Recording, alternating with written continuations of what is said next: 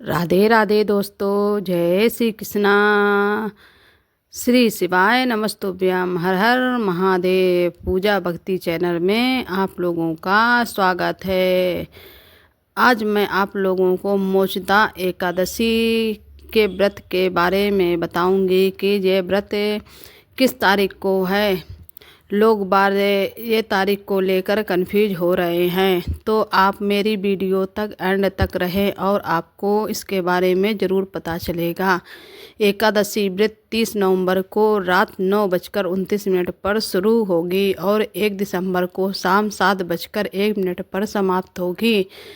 और आपको एकादशी जो है वो 30 दिसंबर को रात शुरू होगी और 1 दिसंबर को समाप्त होगी। इसलिए आप लोगों को एकादशी का व्रत 1 दिसंबर को ही रखना है, क्योंकि 1 ही दिसंबर को एकादशी पूरे दिन मनाई जाएगी। और जो द्वादशी से लगी एकादशी होती है उसी दिन हम लोग एकादशी का व्रत रखते हैं, क्योंकि द्वादशी से लगी हुई एकादशी का व्रत शुभ माना जाता है।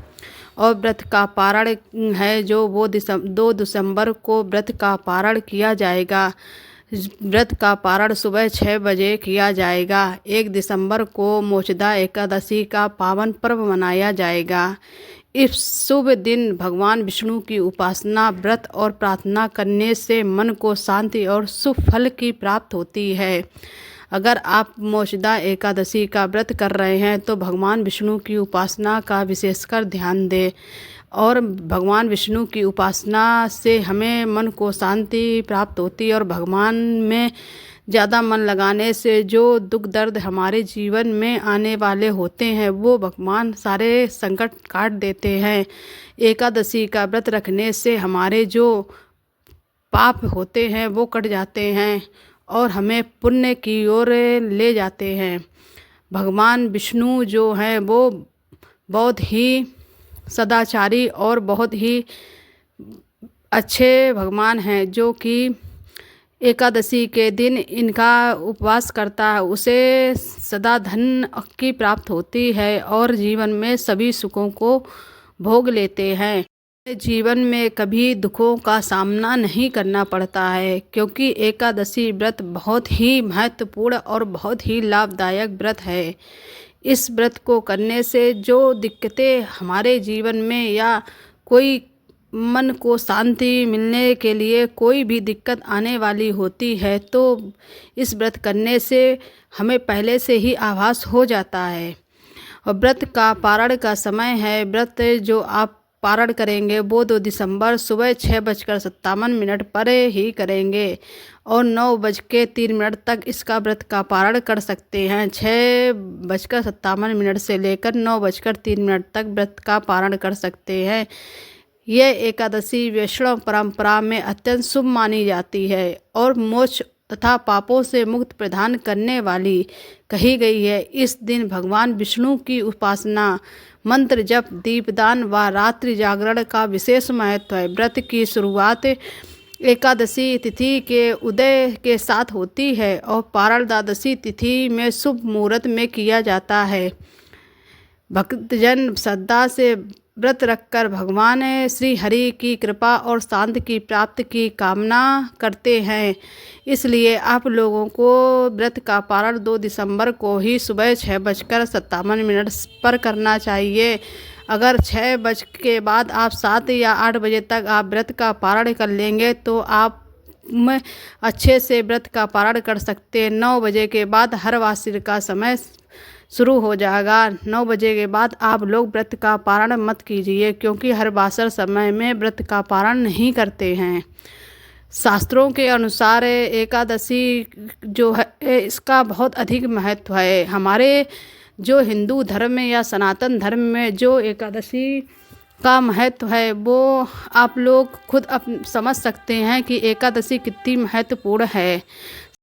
शास्त्रों के अनुसार मोचदा एकादशी के दिन व्रत रखने और भगवान विष्णु की पूजा करने से न केवल साधक को अपने पापों से मुक्ति मिलती है, बल्कि उनके पूर्वजों को भी मोक्ष की प्राप्ति होती है। इसी कारण इस एकादशी को मोक्ष प्रदान करने वाली एकादशी कहा जाता है। विष्णु पुराण के अनुसार भगवान श्री कृष्ण ने अर्जुन को बताया था कि जो व्यक्ति श्रद्धा भाव से मोक्षदा एकादशी का व्रत रखता है उसे वैष्णव लोक की प्राप्त होती है और उसके पितरों को भी स्वर्ग की प्राप्त होती है।